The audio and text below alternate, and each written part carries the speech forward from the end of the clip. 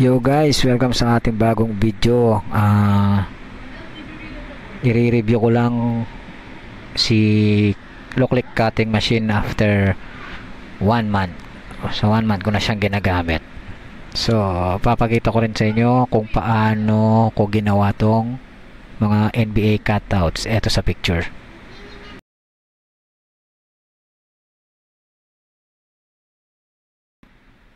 Yon. So umpisahan na natin. So yung gamit ko palang apps is SureCuts A Lot Pro 6. Ito. Yan. So mag-insert na tayo ng image. So trace image, sa trace, then choose an image. Kunin natin si Brian. So, then nandito tayo sa settings bago mo i-cut. So dito sa image setting is choose mo lang yung monochrome. Ako monochrome gamit ko. Hindi ko lang alam sa ibang mga SureCut A Lot users or Scal users kung anong ginagamit nila, pero mostly monochrome ginagamit ko. So ditong contrast, pag pababa yung contrast, mawawala itong color green. Pag tinaas mo yung contrast, lilitaw naman yung green. Itong green na to, yan yung magiging output or yun yung ikakat niya. 175. Update preview ko. So kita nyo may red pa rin. Kung makikita nyo may red pa rin siya dyan. Ito. So ang contrast ko is 175. So pipindutin ko tong blackout. Blackout is tatanggalin niya tong mga naka-red sa loob. Then update preview. Ayan. Para itong color red na to, ito yung ikakat niya. Ngayon, maglalagay pa ako ng offset. Tatlo kasi yan choices mo dyan. Shadow, shadow rounded, or shadow straight. Yung shadow, pag nilagay mo yan, ito yung output. Ayan. Ngayon, kung i-rounded mo siya, yung mga curve is magiging round din. Ayan. Kapag nag-straight ka naman, wala nagbago, di ba? Straight is ginagamit yung parang mga box or yung line mo is may zigzag ganyan, parang ano siya, hindi siya smooth. Then pagkatapos mo doon, dito kasi yung output setting ko, laging details ko dyan is 0. Smooth ko is stay lang sa 75. So update ulit natin. Ayan. Ayan. Yan yung lines niya, magiging smooth. Tapos kung i-print and cut siya, i-check mo tong box. Huwag mong kakalimutan. Then update preview. Okay na yan. Pero hindi ako satisfied sa linya. Example, kayo hindi kayo satisfied sa cut niya, gusto niyo nakalabas pa siya, mag-add kayo sa size ng offset.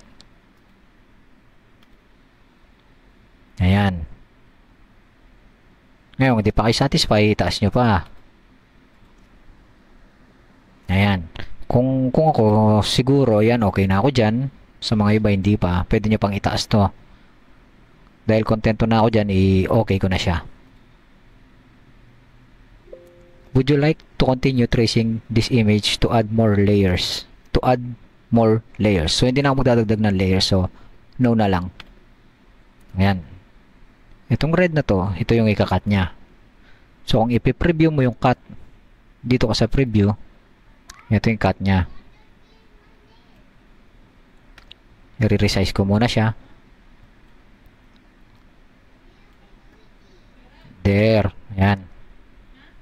Pagkatapos, i-move Move nyo to dito. Liit pa natin siya. Ayan. Mag-add tayo ulit ng image. Trace. Choose an image. So, kiklik ko naman yung to, Michael Jordan. Dahil na-set nyo na siya kanina dito, hindi nyo na kailangan galawin tong mga details dito or yung mga buttons. Unless kung gusto nyo pang liitin yung offset niya. Kung liliitin yung offset, then update preview. Ayan. Ngayon, kung in-okay ko yan, ayan yung output. So, yung line niya is nakapasok pa siya sa white. Pero sa akin, hindi pa ako kontento, i-retrace ko siya ulit.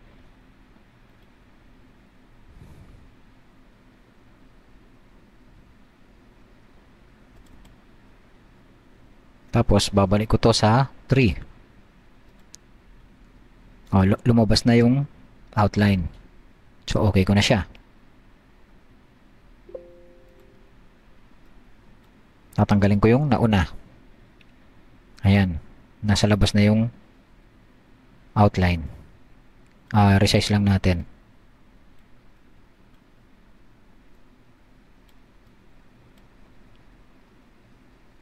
Okay. Ayan. Kahit magpatong tong kulay na to. Yan. Color green yan. Okay lang yan. Basta wag lang magpapatong yung color at saka yung cut lines. Offset. Baba tayo. Sa kabila. Dagdag naman tayo ng isa pa. Ayan.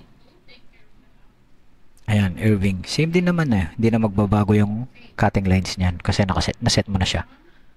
So, okay na natin to. And then, i-resize na lang natin siya.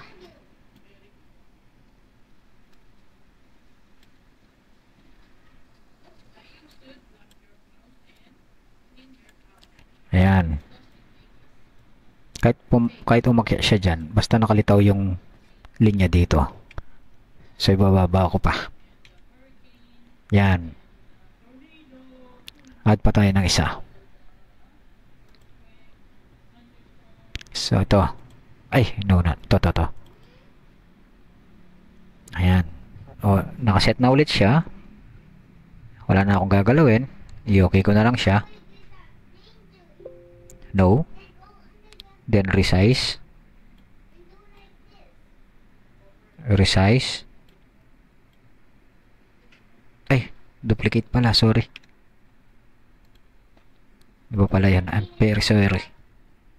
Ito pala yun. Ito. So, okay na rin yung line niya.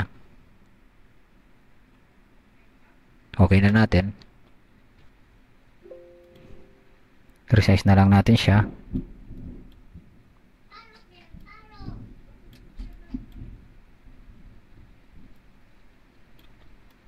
Yan.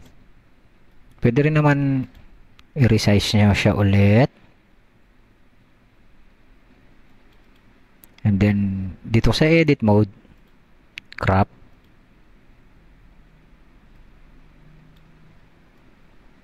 Then, okay. No. So, ayan.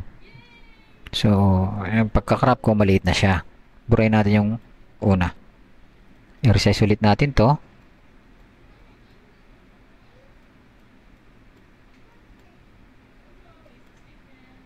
Ayan. Okay. Zoom out tayo. Ayan. Piprint ko na siya. Kung ipiprint mo na siya, dito ka na sa cutter.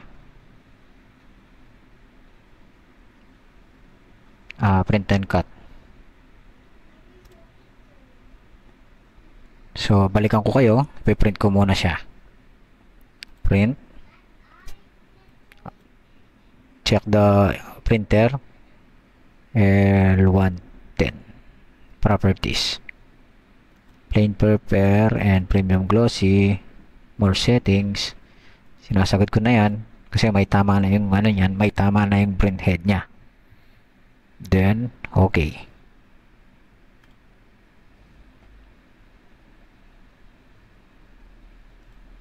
ipiprint ko lang to tapos balikan ko kayo. Okay, so yun guys, na-print ko na siya, nalagyan ko na rin ng Photoshop. I-cut na natin to. Watch na lang yung video sa kabila or i-transition ko na lang.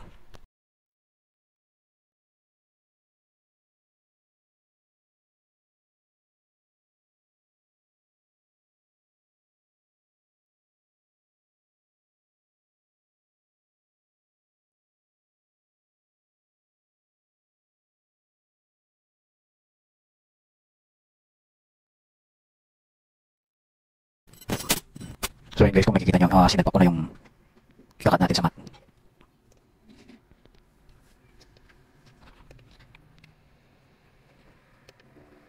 So ikakat ko na siya guys.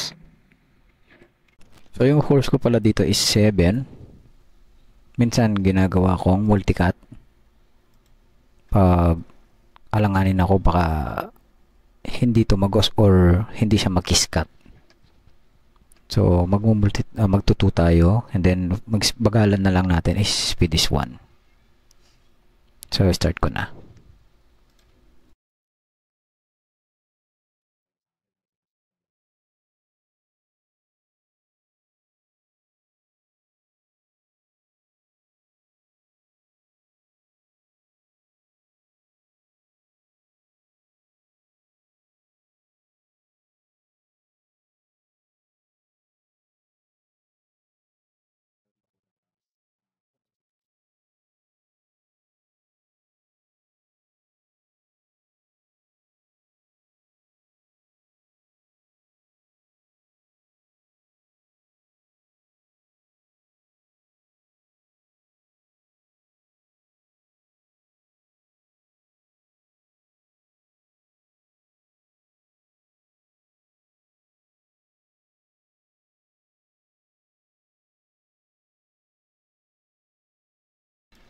So yun guys, tapos na yung kinat natin cutout stickers. So okay ko na to and then i-release ko na siya sa machine. So dito tayo sa kabilang camera.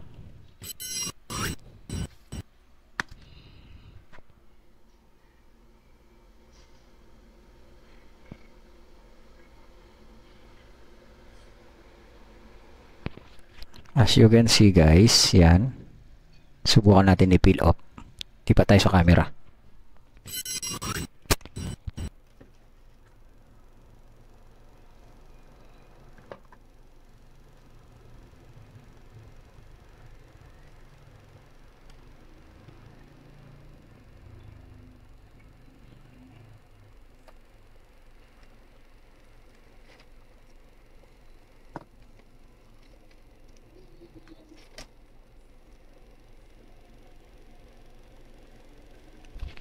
As you can see guys sa video, ayan, okay naman yung cut. So check natin yung iba.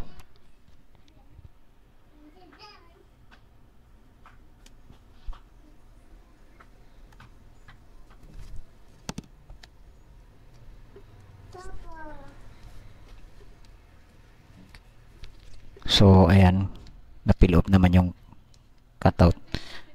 Medyo hindi ko lang gaano tinaasan yung force kasi baka tumagos.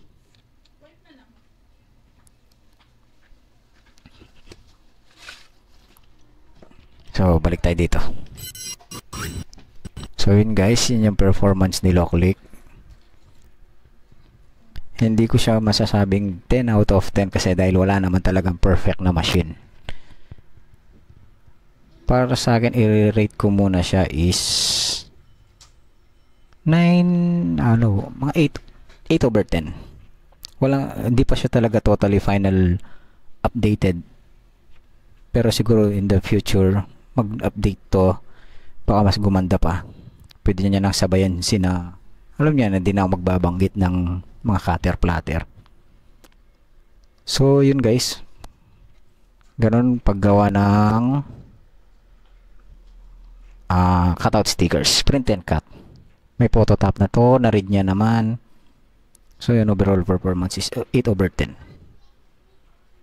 So yun yung reaction ko kay Loclick.